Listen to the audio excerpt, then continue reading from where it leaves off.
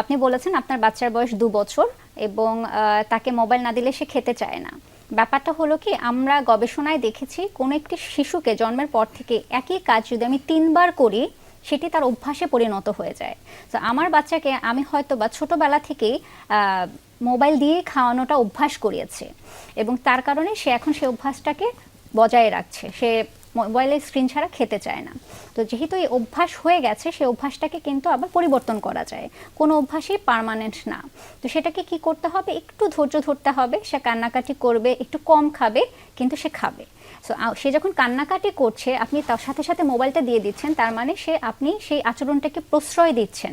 কান্নাকাটি করলেই মোবাইল পাওয়া যায়, কান্নাকাটি করলেই তুমি যেটা চাও সেটাকে আমি দিয়ে দিই। তাহলে কি করতে হবে, কান্নাকাটি করে সাথে সাথে দেওয়া যাবে না। আপনি বাচ্চাটাকে কোলে নেন, হাগ করেন, তাকে অন্য কিছু দিয়ে ডিস্ট্র্যাক্ট করেন। আর বাচ্চাকে অনেক খাওয়াতে হবে এমন কোনো কথা নেই, অল্প অল্প করে ভেঙে ভেঙে খাওয়ান। বাহিরের খাবারটি বন্ধ করেন, তাহলেই আপনার বাচ্চা খাওয়া শুরু করবে। শুরু করতে হবে অল্প অল্প করে, কিন্তু